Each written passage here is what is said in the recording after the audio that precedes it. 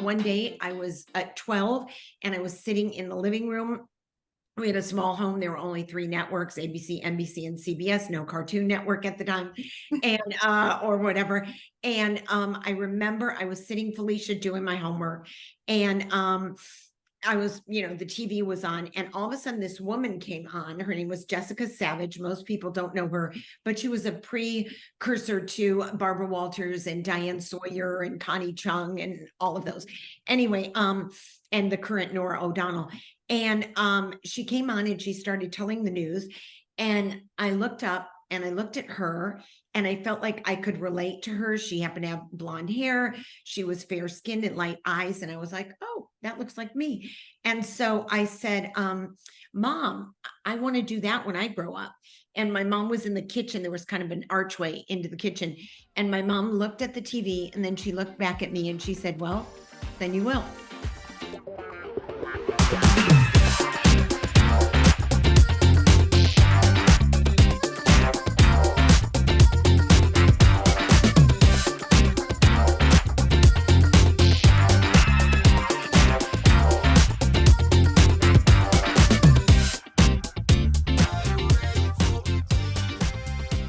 Welcome to the Fifi Uncensored podcast. What can I say about Kym Douglas other than delicious? I'm so very excited for you all to hear our conversation. Kym was the lifestyle and beauty expert on the Ellen Degeneres Show and has been on so many other projects going forth throughout her career. And I've had the pleasure to know her since the early 2000s. And the power of the word is something that I cannot wait for you to hear all about. So grab that cannoli and grab that coffee because here we go. Thank you so much, Kym. I mean, it's been years. Kym Douglas, you are fairy dust in anybody's life. Love that. It's true. You sprinkle a lot of love and happiness wherever you go. And I have lots of questions. I'm going to share with you just kind of an overview so you know the kinds of things I want to talk about. Right. Little Kym, Michigan, being a good Midwest girl, career, family, community, causes, and going forward. Yeah. So I feel like it's like career and family is kind of like the chicken and the egg, right? Yes, for sure. And the realization of your dreams as a little girl, in Michigan. So I think that would be suitable, like to start there. You good? Yes, sure. So I'll just tell you my story, right? And Please. hope maybe it will encourage someone somewhere, a mother or a young girl or a grandmother, whatever. So Michigan grew up in an outskirt of Detroit. It's a town called Birmingham. And mom and dad came from Scotland. My mom was a Miss Scotland. So that was really, pretty interesting to be raised by a beauty pageant mom. I wonder how I got into beauty on TV. There's no connection there. Anyway, and my dad was a carpenter and my mom ended up being a homemaker.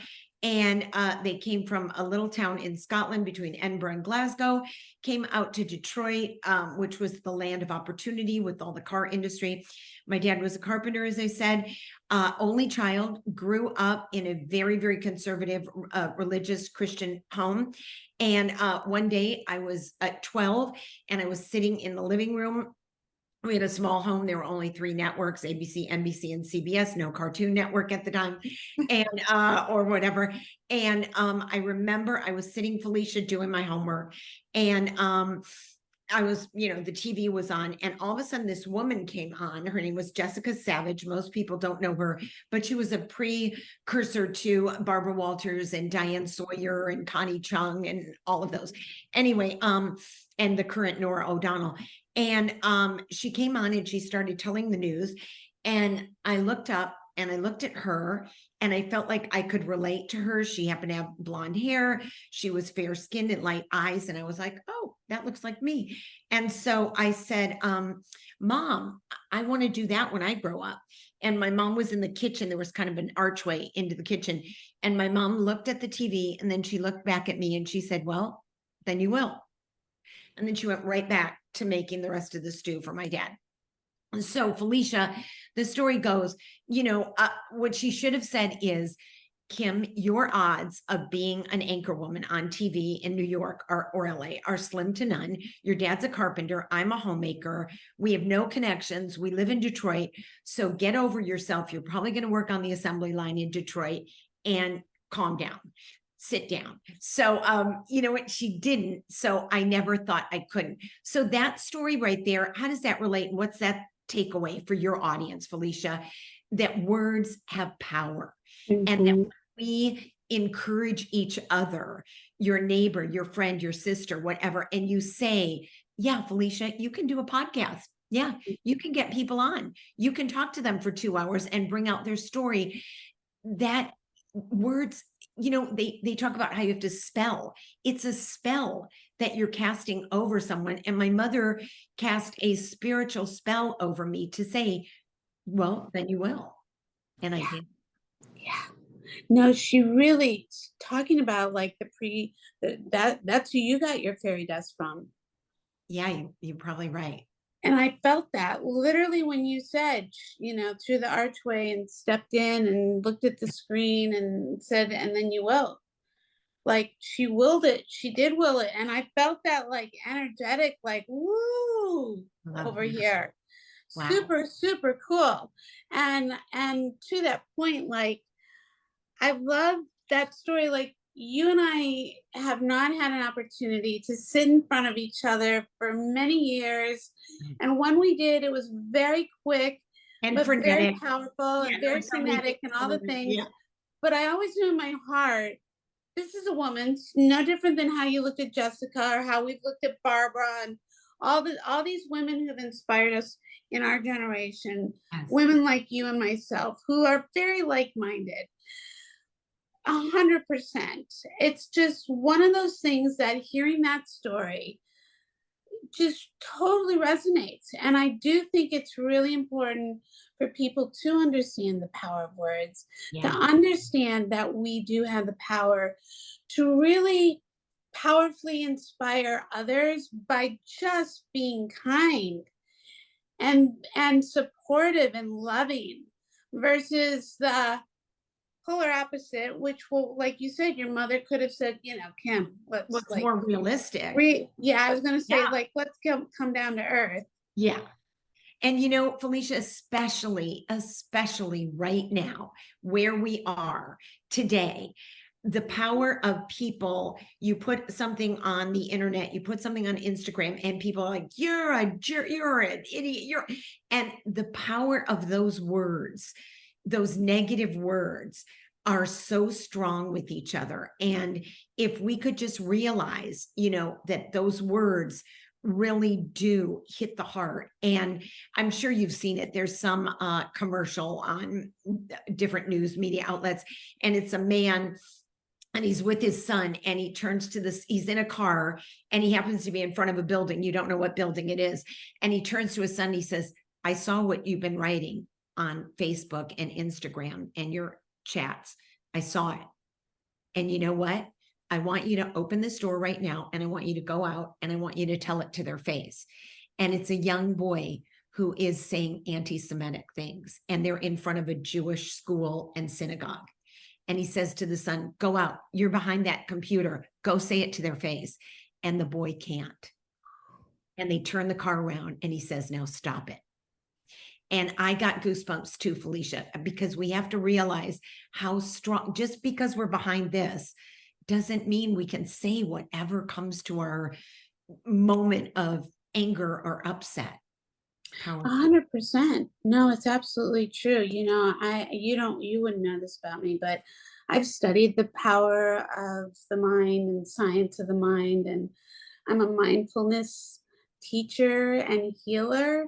So words are really like something on a whole nother level. I mean, this is why we can take it into Forbes 500 companies. This is where I can go to. I mean, I'd love to gather studio heads right now, frankly. Like, I really want to do like big, powerful things. And to your point, we really have to find the courage and the confidence within to do the good things versus the not good things. Yes. And, you know, not to get off subject, but I think it's very on subject. It's like we as entities, spirits, energy, whatever, whomever we come through and become through, in your case, your parents, my parents, you know, we don't know what we're going to be blessed with. We don't know what opportunities are going to present. We don't know how our yeses versus our nos are going to turn into doors opening and opening and opening. And we have the power with these little spirits that, you know, like you had with Hunter, you and Jerry had with Hunter, to raise and provide. But it's also environmental. Like, so is it DNA? Is it environment? Is it a combination? Well, we both know it's a combination of what we're all sponges. We're just energetic sponges. So when you think it's okay to do these kinds of things, it's really like I had put out something actually. I had been up when, in this case, as we're talking about the Israeli war, was Fine. announced. I was up at 1:30 Saturday morning because my husband was out working. And for some reason, I never stay up that late. And Yeah. when I heard the news, I was like, are you kidding me right now? Like Yeah. my childhood just flooded over me. And what my peers didn't know growing up as a little Midwest girl Yeah. was I too had all that. Jessica Savage, Barbara Walters, You know. oh my God, loved, you know, like I was Wow. performing comedy, like using Baba Wawa and all that kind, and Gilda Wagner and all that, you know, like Yes. that was my, Genius. because I knew Genius. I wasn't the gorgeous blonde who was going to sit behind the desk. I had to show up as the character. Well, So, she was genius and no one could touch her. And you are the same. oh, I Everyone. love you. I Oh, love you so much. But I do, it goes back to power of words, you know, to circle back. Power of words, power of impact, power of, yeah, we have a really powerful technology now. But our technology with 3 stations was powerful too. you're right. You're right. Because that's all we had to choose from. Yeah. You know, and if you were paying attention, where obviously you and I were very like leaning in and Yeah. curious, and that's why we are who we are. It's one of those things that not all my peers, Kym, when we were little girls, were Yeah. going, what's the 6 Day War? What's Yom Kippur War? Or what's the Holocaust? Like these Not. conversations weren't happening in my circles, Yeah. but in my world, Yeah. not my parents so much talking about it, but going to Sunday school. Right. I Right. was like, never forget, never forget, never forget. And I'd be like, I mean, I was like somewhere between 7 and 13, inundated with never forget, never forget. And you and Right. I were also growing up during a very civil rights period Yes. Yeah. with the Kennedys Right. and Martin Luther King and Vietnam War and all those things to say that here's your little girl self sitting in front of the camera, sees as Jessica Savage, Yep. says, I want to be her. I'm going to be that. And your mom went, and you will. Yeah. Yeah. So you're 12 years old. You continue to have this positive, willful environment that supports your, like, from that moment, what did you do that you So think that helped land this, who you yeah. become? So you know, I see and I read like you, I'm very involved. And as you said so eloquently earlier, you and I lean in to what's going on in the world. I don't think we, you know, pull back from it. So just, you know, having a 25-year-old son who's in New York right now, an only child, and all of his friends and everybody.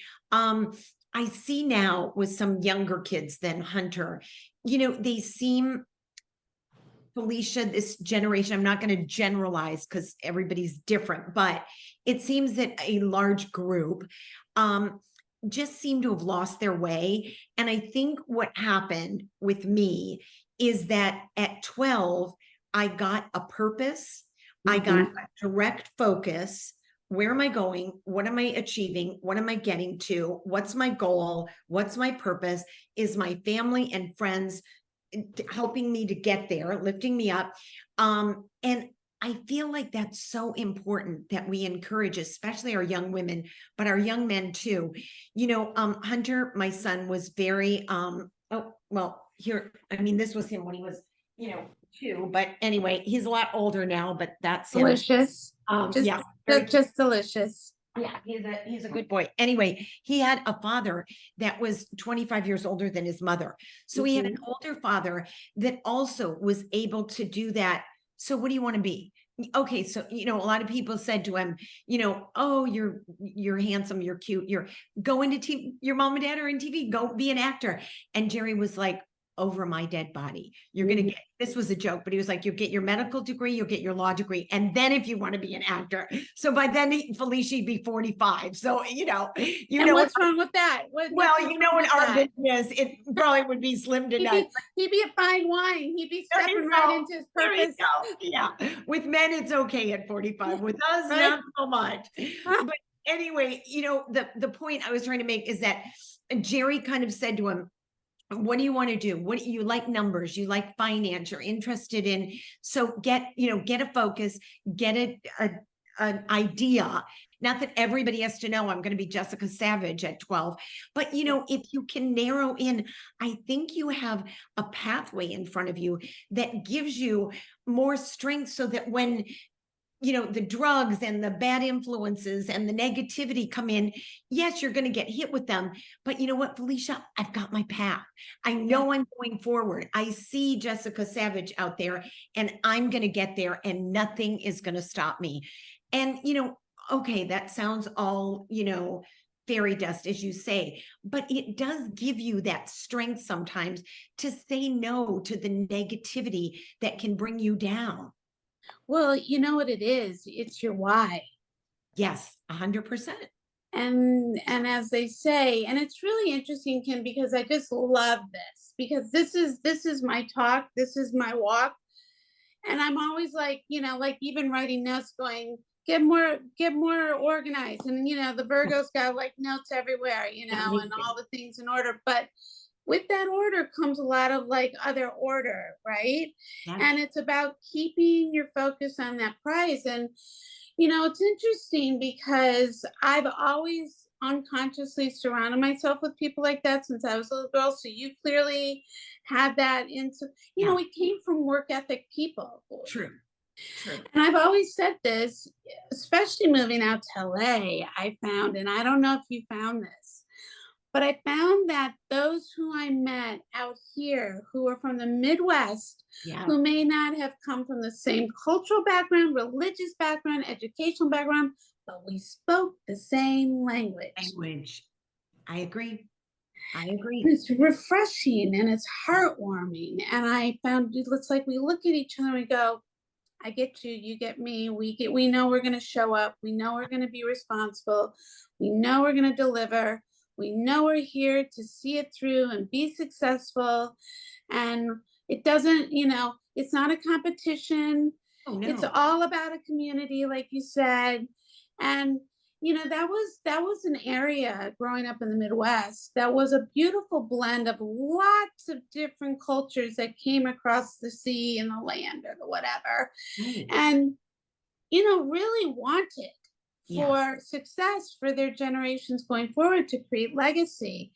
And I think foundationally that no matter declaration of a Jessica Savage or whatever, because, I mean, myself, I knew was entertainment along with arts and science. So it was like how, so I wish I had just been like Barbara Walters, that is it. And boom, boom, boom.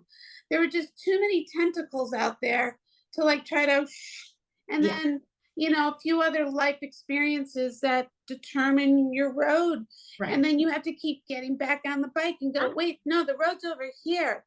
And so to your point, no matter what in life, having your why, having your focus, having your purpose, having your goals in mind, not knowing who you're surrounding yourself with, super, super important beyond. And what's so crazy, Kym, is that I have to be honest, even though all those things were around me as a child, Consciously or unconsciously, I think I lost a little bit of that when my family went through some really hard times. Sure. And you realize that there's some sort of like kind of, even though the lessons are still around you, I still had solid people around me, solid family, all that, but there was a lot of trauma. Yeah. And Yeah. it's interesting when trauma, Mhm. whether it's death or finances or divorce, or in our case, all 3 in 5 months. Wow. Wow. And how old were you? I How old? literally turned 15 the week before. Shh. I was the president of my class, the first cellist, national award-winning artist. Like it was a big deal what I was already doing, Yeah. and just anything I put my hand to. On your And then path. I was like, well, what's the point? But I didn't know I made that decision. I Wow. did not know I made that decision. And it wasn't a decision that I was like really spreading out that I was aware of, because I was still striving for pre-med and still striving for fine arts and still striving for entertainment. But I was, you talk about lost. Yeah. That's how I got like lost on my purpose and my focus, even though it was all out there. The vision boards were up. I didn't even know I had vision boards. It was way before Oprah. My Wow. walls were plastered with the original SNL cast and blue ribbons and traveling the world and all the things that I've already way over manifested, Yeah. thank God, and way more goals, of course, always. But my point is that back to your statement about how children or how certain generations are raised. I, like you, was raised with that, thank God. Yeah. Because God only knows what could have happened if Yeah. we weren't like surrounded by community and people like keeping us accountable, even though those were not tag words used back then. It just Exactly. was. Yeah. It just was. And so, to your point, it's very interesting because in today's movement, why the podcast, why the Zooming, why, besides a pandemic, why all these borders have been melted down, so to speak, from streaming to this, and our communication being different. And what we get to observe as like human beings is, it's so strange how there's a breakdown in communication when you have all this communication at your hands, right? The irony. It's an oxymoron, right? A juxtaposition of craziness, right? Yep. And like civic duty or civic awareness, like what we were learning back then versus what people have a lack of history today. You and I knew about our generations that came before us. Yeah. And you certainly could speak on that now today versus also what's happened since, and how patterns repeat, or how life, is not guaranteed. And you can just keep going, like you still have to get up on the bike, like all the things, right? Because there's iterations of iterations, nothing's guaranteed. And it's fascinating I'm sure it's been fascinating to see who over time you've aligned with. And whether you made great decisions or sometimes not great decisions, and how did that affect you? I'm curious, like getting further along. Well, so who I aligned with, they say, Felicia, in our business, it's who you know, and all that. What is it? Like Paris Hilton and Tori Spelling, that what's the word for that? When your parents get you in your family, Nepotism, influence. Nepo babies. Nepo babies. So you and I are far from that, because unless I wanted to go be a carpenter, I didn't use a whole lot of nepotism. But here is the deal. I heard somebody on a podcast like yours recently saying that our generation, Felicia, is kind of maybe one of the last. I'm hoping that Hunter's is too, with mine and Jerry influence on him, of being these like, little bit stronger, a little bit tougher, a little more. Listen, if I told you how many times I was called the dumb blonde with a crazy voice that was too, short and curvy, I could write a book, and actually I did. But anyway, but it's like, if I let that hurt me, Felicia, and say everyone's you know what, Felicia, everyone's called me a dumb blonde ever since I was really little. And I'm just not going to do anything because I'm dumb. And, oh, please get out the violin, get over yourself. And what it did for me was it propelled me to get smarter and be my quickest self. And I loved when people underestimated me because I came in and I played the dumb blonde as much as I could. I used it. And then I went in for the kill and I took your job, or I got that promotion, or I created my own whatever. And what I heard in this podcast is our parents or our grandparents, Felicia, were the ones that were able to plow through and forge onward. And literally, I mean, in the fields, plow through. I mean, literally be the strong, I'm not talking figuratively. And those are the ones that bred and had children. And the ones that couldn't do it or didn't want to go out in the fields, or, oh, it's too tough, or it's too sunny, or somebody yelled at me, they didn't go out. So they tended not to procreate. So now you have a Felicia and a Kym that's like, bring it. I know. I'm sure you could write a book just on the negative things that were said about you. You didn't that, cookie cutter. I was raised with the Kate Mosses that were lithe and thin and skinny. And here I was a different body type.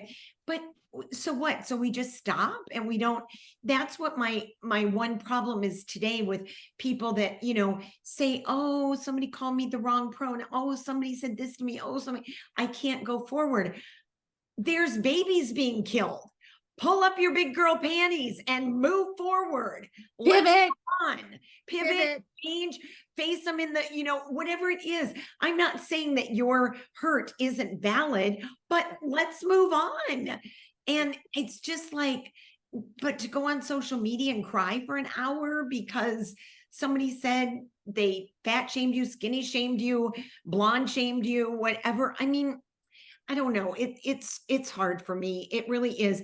And then let me go into the practical point of the answer to your question. So he said, so how do you get from, you're in your nice little small house with your mommy and daddy in Detroit, and you want to be Jessica Savage. Yeah. So how do you get there? So here's how we get there.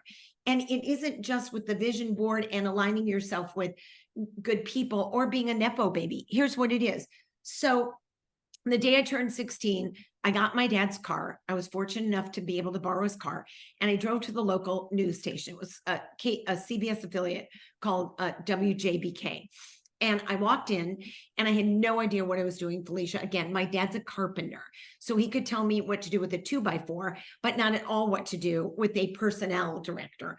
So I walk in, the reception, I say to the receptionist, hi, my name is Kimberly Bankier. I'd like a job here. And the receptionist was probably 5 years older than me. She's like, I don't know. What do I do?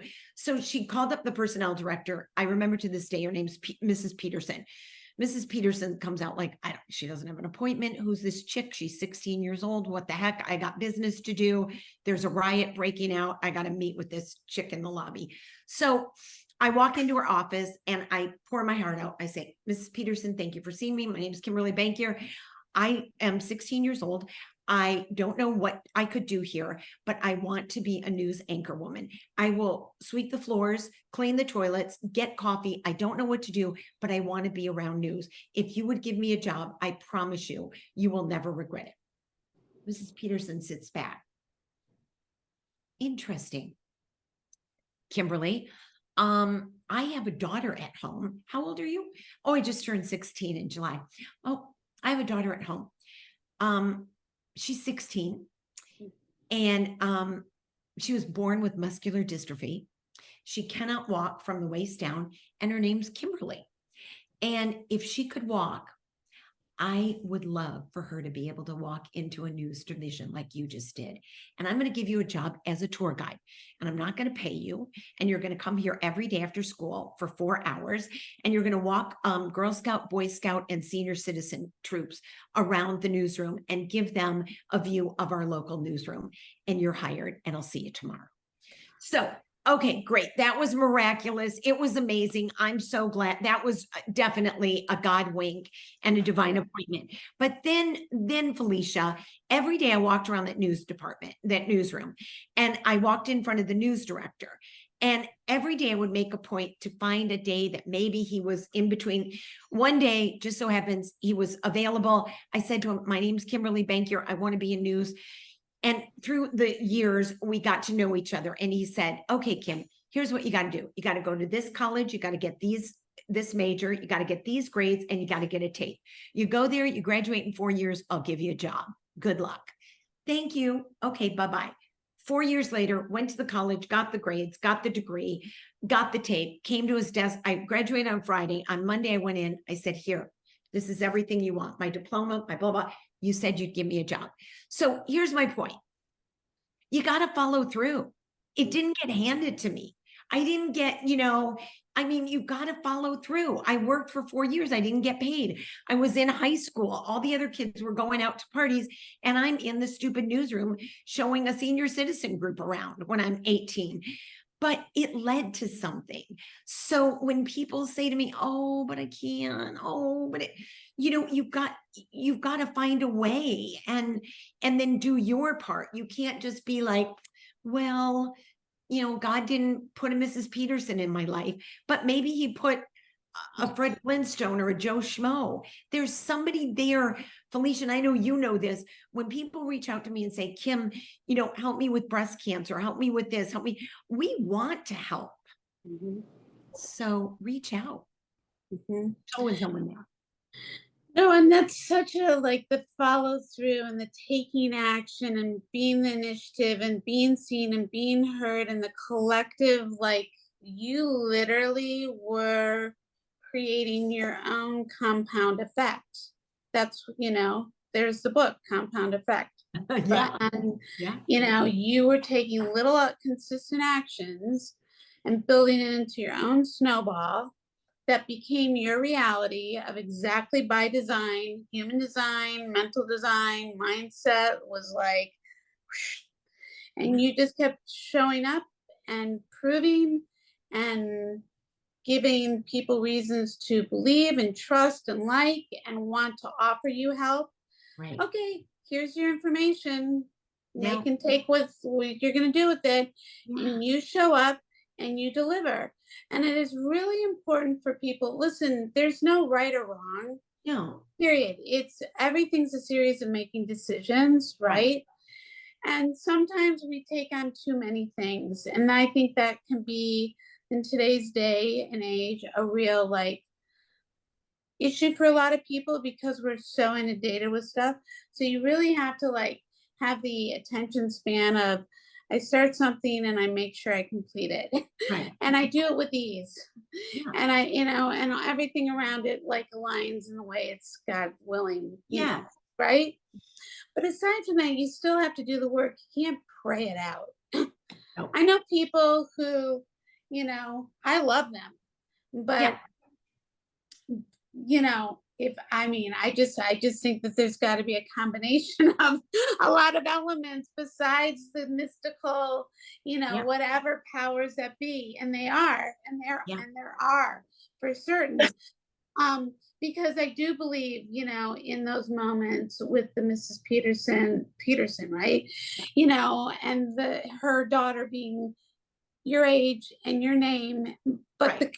But again, the life lesson, the moment of you're lucky this timing, all the things. And was it aligned to be like that? Well, clearly it was. Yeah. Yeah. But let me tell you something. For the 4 years that I did that, Felicia, there were many times that I wanted to quit the dumb job that I'm not getting paid for and be out with my friends. And I could have made that choice. And I could have gone to more of the football games. And I could have been more of the cheerleader. And I could have, but I stayed with it. And so that's why sometimes the victimhood, you're right. There's a lot of people that are like, let me do the mystical and sit and pray or or whatever, and it's going to land in my lap. But, there's also the victim. Oh, you know what? I didn't have, but there's those steps that through those 4 years, I made contacts. I got to know reporters. Blah, blah, blah. But there has to be a lot of follow through too. And I think sometimes we get a little bit hesitant on looking at ourselves and looking inward and going, wait, could I have done a little bit more on there? Oh, maybe I did leave after a year and now I'm pissed off that I didn't become Jessica Savage. So it's their fault. It's their fault. They didn't see it in me. It's so true, Kym. I mean, consciously or unconsciously, again, and I really see it a lot now in the last 3 years of the kind of people that I haven't even been able to always be in the same rooms with because of just, the reality at the time of pandemics. But I was delving deeply into masterminds with millionaires and billionaires. And though these are people I've hung out with all my life in different ways, it was just a different kind of viewing point. And because of a lot of pivots in the world and how they were, exposing themselves and so forth. But the point is that, we may not have been having those kind of specific conversations that I hear a lot more of today, depending upon the circles you run with. I can tell you as a crew member, which was not my idea. My idea was to direct. My idea was to be in front. My idea was not to go behind. It wasn't that I don't think I'm not a very good behind the scenes person. I'd like to think I'm extraordinary. But with that said, there's, with all those decisions made, you find that you aren't welcome into certain conversations. One of my least desirous things that I love about our industry is the fact that it's different classes allow for different conversations. And it's like, excuse me, what? Like, that's not the world I ran in. I didn't get into this industry to be considered beneath you. Like, we're creators, we're collaborators, we're all doing business together. My point is what I love about this conversation is, no, it is about your mindset. It is about how you see things or choose to see things. I get contacted a lot by people who are like, oh, I really would love for you to help my child, become the professional. And I'm like, great, I'm happy to do a consultation. Let's schedule a consultation. This is what I do, blah, blah, blah, blah. And when I get these children or parents on the phone, or normally both, it's like, I really lay it out and I'm like, what are you willing to give up to get? Because this is not a career that's been guaranteed, and it still isn't guaranteed. Every day you got to go out like a cold call, like it's an audition all over again. And people are like, you can't be serious. And I'm like, no, I'm more than serious, and I even want to admit, like, it is not the plan that I would have designed. But as an artist, I can say what I'm proud of is that I have created a very successful career. I'm not a starving artist, knock wood. I have manifested and I've come to understand on a greater level all the things that I really are important to me, like talking about creating wealth versus living paycheck to paycheck. This is not just applied to being a professional in the entertainment industry. This is across the board. Women, I want very much to find and create their own legacies and be able to, with their health and wellness, be able to advocate. And it's all advocating and it's all mindset. And so my point is that, in conversations, like going back to the victimy thing or like the consulting thing, I was rubbing two sticks together, as I put it, for like 15 years. People weren't paying me, building my portfolio and getting them. No, girl, you gave it all up to get one image that maybe if you're lucky, you work with a great photographer and a great model, will give you your hard work effort to then build from. This was not like you could turn around with your iPhone, so it was a really earned thing. And it was interesting because I think that we as a society do silly things to one another, and we put each other in boxes, and we because of limited beliefs and not being confident and courageous within our own skin, like you said, looking at ourselves, do we then in turn throw other judgments or our unhealthy selves onto the next individual? And why it's so important to surround yourself with people who really get it, who really want to support and surround and celebrate, who want to raise each other up. And it is I think it's like, you have to make sure that you are in those right environments. And people, I don't think are always taught this, Kym, Yeah. is my point.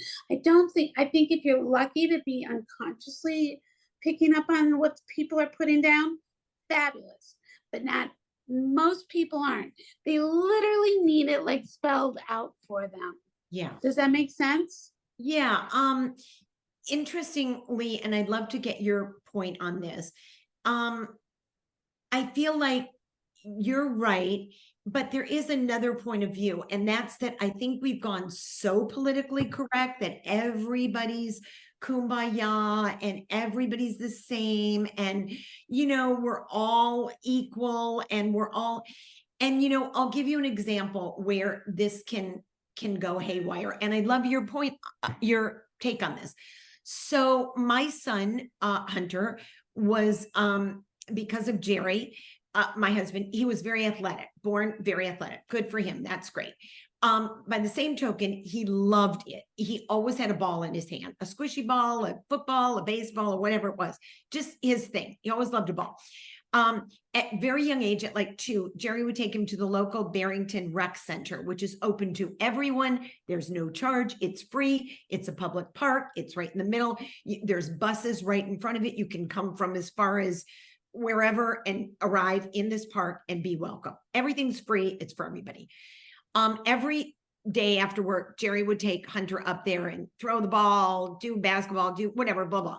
So at 2, he started in this like little league. They were this big, Felicia. It was a joke. Like they didn't even know where they were going, what they were doing, but he loved it. And that was so great for him. Every day he'd go, Daddy, let's go. Da, da. So now we get to be like, I don't know, 5 or 6. Jerry, of course, is the coach of the Pee Wee League. And we're in the Pee Wee League and they're all again, like this big and they're running around. They don't know which basket is which, whatever.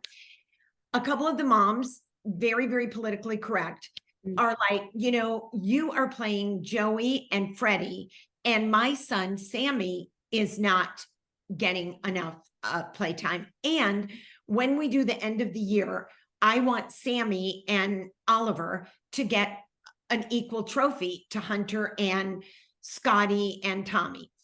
And Jerry goes, no, I'm not doing it. And everybody went against Jerry. And they were like, they're 6 years old. What are you doing? They're not in the NBA. Now, I want to tell you now, so we go through it. Sammy and Joe, whatever their names were, they do get playing time. Absolutely. They want to be there. They're there. But Sammy and Freddie, whatever their names were, when they're out on the basketball court, Felicia, they're like, oh, I wonder about that bird up there. Oh, look at it. They weren't engaged. That wasn't their vibe. They did nothing, no judgment, nothing wrong with that. But mommy over there is like, no, Sammy needs to be in this. And Sammy's just as good. No, he's not. He isn't engaged. That isn't his thing. Now, let me give you the second example. Hunter is in math class with Sammy. Sammy's brilliant. He can do calculus. He can do he's got trigonometry. Hunter is going, holy crap. What am I'm in hell right now. Hunter should not get an award for mathematician of the class like Sammy. Hunter is not as good as at math. How can everybody be the same in everything and everybody gets a trophy? My kid should not get a math trophy. And I'm telling you that from a mother who thinks her son hung the moon. And neither should Sammy get a basketball trophy. Oh, I agree with you completely. 100%. I am definitely not that person. I'm definitely not, there's kumbaya and then there's kumbaya. In business, and in business, there's definitely structure and earnings and all those things that happen. Absolutely, Kym. I do not disagree with you. And I definitely believe what I know is it's also like, it's like when you made a conscious decision, I made conscious decisions and I didn't realize how certain things ended up aligning me, like not with the tribe that I normally would align with. Yeah. And Yeah. that reality really didn't come into play. Like, it came into play, but as things were shifting about 10, 15 years ago in our industry, things really became like, when I first started, I was like, no, this is cool. This is hip. I'm like being regarded and all the things. And then something shifted. And for me, it wasn't like, ooh, who am I and what do I think? No, it was like, how am I? How's my purpose and my passion aligning with all of this? Yeah. And how is this resonating? And I think that that's a really big thing for people to be willing to know that there's a lot of different iterations of us. Like, you Yeah. may have gone for Jessica Savage, but you've been open to doing a lot of different Right. things I never that achieved it. allow, Yeah, right? I never achieved it. And, you know, and I'm willing to say, should I get a newscaster award? No, I was on Ellen putting avocado on my face, you know, and I just think sometimes people have to look at themselves, Alicia, and say, wow, you know what? Maybe I'm not as gifted in this arena as the other people, but I am in this arena, and find it, but not be like in every arena we have to open it and be like everybody's the same. I think we're doing our children and each other a disservice when we do that. And I think that is why we are seeing a generation of kids that, you know, are like, I really just want to work from 9 till 3. I'm kind of tired after 3, Felicia. I really can't finish this job for you. Sorry, I've got to go home and have my nap time. Um, wait, have you ever worked in our industry? It doesn't happen that way. But they're No. like, you know, I'm sorry, tomorrow's a really big day at the Felicia podcast. I need a mental health day. No, I need you. And you signed up and I'm paying you. You got to show up. You need a couple days off next week. Let's work it out in the calendar. But you can't just, and that's what I think we're finding. And everybody is laying out the platter to that and saying, yes, oh, absolutely. And I think it's gonna come and bite us Backfire. in the butt. Yeah. Well, it's funny you again say that, I mean, I've been legally working since I was 14 for my family's business. And, that was a third generation, highly regarded women's ready to wear business. And Wow. I mean, I loved every aspect of And I it. hear that is a hard business. It was hard, and my family was really great at it and really sought out. And you would have loved it. You would have loved it. And I mean, that was just so up my, like, that's why I also love that, beauty and lifestyle was like the thing they were naturally drawn to, because it was like, yeah, you're speaking my language. Yeah. And it's, but again, it goes back to like, yeah, I grew up with family on both sides who work 7 days a week. And working could mean you're sweeping your driveway, or you're pulling the weeds, or you're doing the laundry and you're folding and cooking.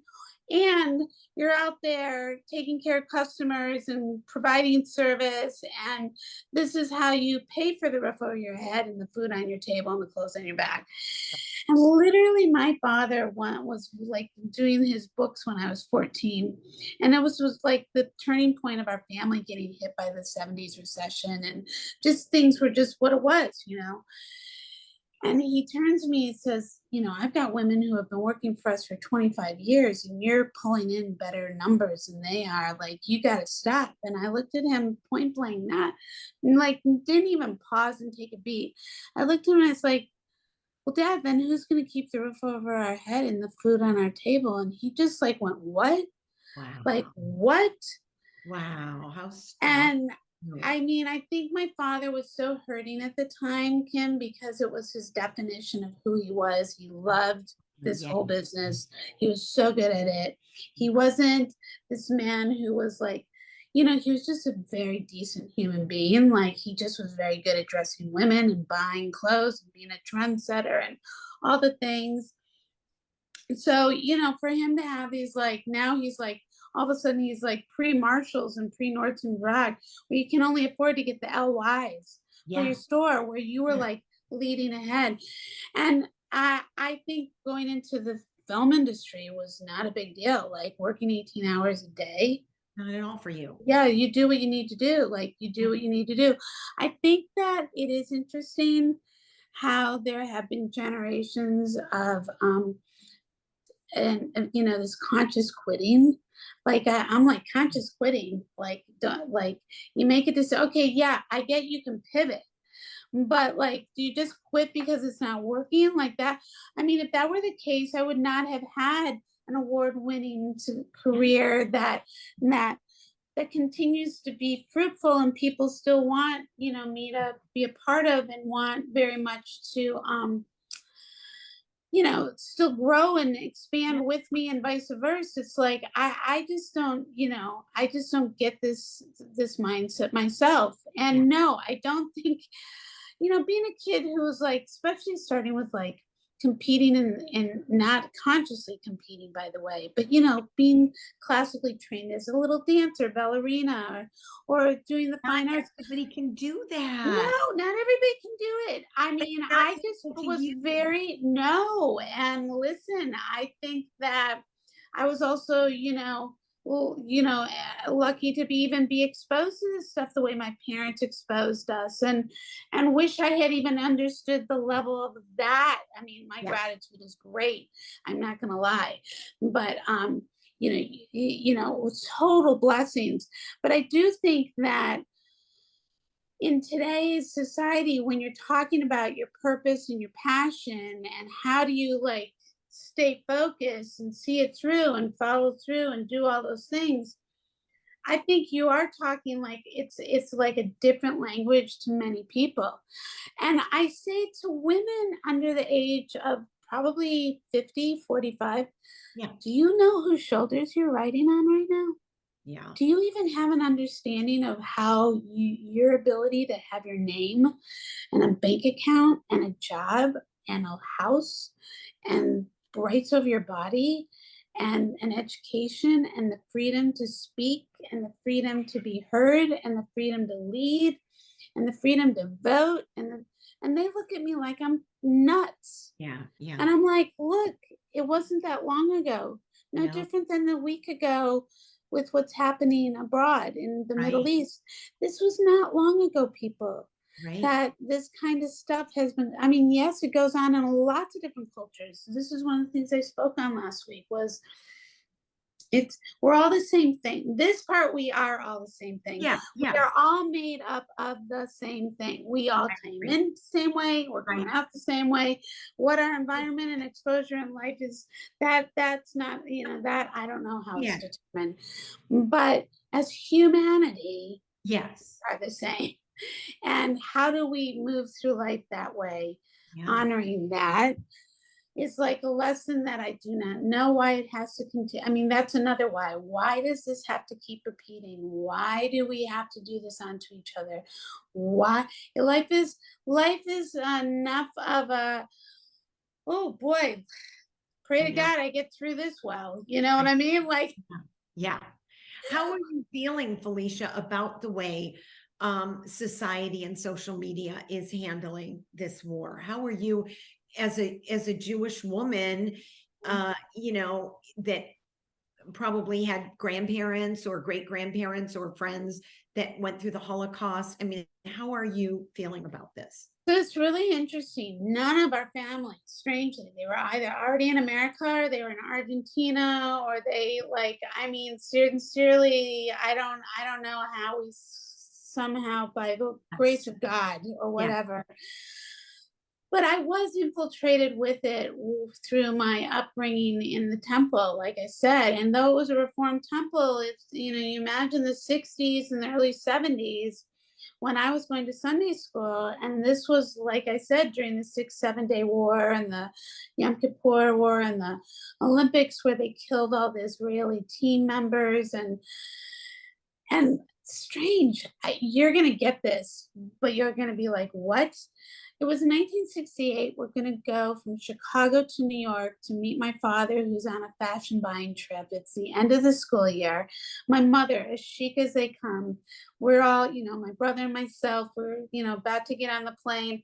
And my mother leans down and literally says, if this plane is hijacked, you are not Jewish, you are Italian. Oh my God. That just, I was all of 5 or 6. We're at O'Hare Airport in Chicago in America. No, none of my friends were ever said anything like that. I can guarantee you that, Kym. No one. My friends who were Swedish and German and Italian and Sicilian and all other things and all different forms of Christian Yep. backgrounds. I don't remember, who, but it was just, I was exposed to a lot because, my Sicilian Catholic grandparents were also very much in my family, like very formative in my family, like very much who I stand for and am, which is why I'm so sassy. Yeah, exactly. That's why we. But getting back to your question, what's fascinating is back then, you couldn't talk about being Jewish, really. And no matter how well my families did on both sides, so my Sicilian grandfather and grandparents were politicians and in real estate, and on the Jewish side, the Russian, Romanian, or Ukrainian, Romanian side, were in the schmata business and successful manufacturers, retailers, and anybody who wanted to look good and feel good came to my family. We were like the Bonwit, Tellers, Saks Fifth Avenue, but on a local market in northern Illinois, southern Wisconsin. So from that perspective, no side of the family was allowed behind the country club gates. Yeah. Yeah. There was none of that welcome banner, right, or allowed. yeah, I remember dating a guy after I'd just gotten through college who remembered proudly stating how he didn't pass as a Jew. This was in the Chicago suburbs, and how he worked at a country club, a golf club, that no blacks or women or Jews could get past the parking lot. Still in 1985 in Chicago. And I looked at him, at this fair, freckle-faced guy, no different than me. Most people generally have never guessed my background, not that I'm hiding it, and been like, I looked at him and I was like, you can't be serious right now. Yeah. Like, you're proud of that right now? Like, what? Like, why would you be like, I get you, I know why you're doing it because of who you're going to connect with, but why do you think that these people would be behind you, even if you rose up somewhat ever, like to it's like, I'm not going to judge you, I'm just asking you a question, like, what? I understand it's working, but till when? When is that going to blow up in your face? Till when? So when I heard last Saturday, this will drop probably in a week or two from now, so this will be a little bit out of context, but the war will sadly still be going on. Unfortunately, yeah. Yeah. I remember thinking no different than 9/11, funny enough. So my father strangely died on September 11th, 12th of 1976. I had my own movie, Kym. Like, literally the movies I could write about my life, not because mine's any more special, but teaches a lot of moments of moments that are fascinating, but no better than any. Just a good like kind of character study of just get back up. She got back up, get back up. Yeah. Right. Exactly. So anyhow, like 9/11, strangely, that I didn't correlate this present war with, though they since identified it as, but I didn't, was my moment to this moment to that moment as a child growing up as a young Jewish kid was, wow, how much more this is now publicly being spoken of. No matter what you think or speak, or if you can or can't, or the courage it takes. And I remember, this is no joke, I remember recording myself, and I remember thinking, I need to take a pause before I publicly put this out. Right.